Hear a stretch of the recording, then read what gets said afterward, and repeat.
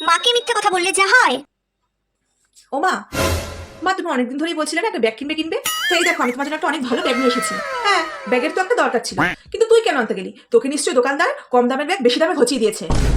কই দেখি কি ব্যাগ এনেছিস। ব্যাগটা বেশ ভালোই হচ্ছে, কিন্তু কত টাকা নিল রে? ব্যাগটা যে 500 টাকা নিয়েছে সেটা আমাকে বলা যাবে না, একটু কমিয়ে বলতে হবে। মা ব্যাগটা 100 টাকা নিয়েছে। আচ্ছা। 100 টাকা নিয়ে নিল, তা তুই আর 20 টাকা কমাতে পারলি না? 80 টাকা হলে তো ভালো হতো। মাকে 100 টাকা বলেছি তাতেই মা এরকম করছে, যদি মাকে 500 টাকা বলতাম তাহলে তো মেরে আমাকে শেষ করে দিত। ঠিক আছে, এনেছিস যখন আর কি করা যাবে, ভালোই হয়েছে, যা আবার হাত মুখ ধুয়ে খেয়ে নে। আচ্ছা ঠিক আছে। रुको जरा सबर करो। বাবা, দুপুরের খাওয়া দাওয়াটা বেশ ভালোই হলো, এবার একটু জমিয়ে ভাত ঘুম দিতে হবে। এই পুটি শোন না, আমি তোর মাসিকে ওই ব্যাগটা ভিডিও কল করে দেখিয়েছিলাম, তোর মাসির তো ভীষণ পছন্দ হয়েছে। তোর মাসি বলছিল বাইরে ওই ব্যাগগুলো 500 টাকা করে নেয়, তুই 100 টাকা ভালোই কমে পেয়েছিস। শোন না, তোর মাসির জন্য কালকে 2টো ব্যাগ এনে দিবি, তোর মাসি বলেছে এসে টাকা দিয়ে যাবে। এ বাবা, এটা কি হয়ে গেল? এই পুটি, কিরে কি হলো? আচ্ছা ঠিক আছে, এনে দেবো কালকে। খুব কম দামে পেয়ে গেছিস ব্যাগটা।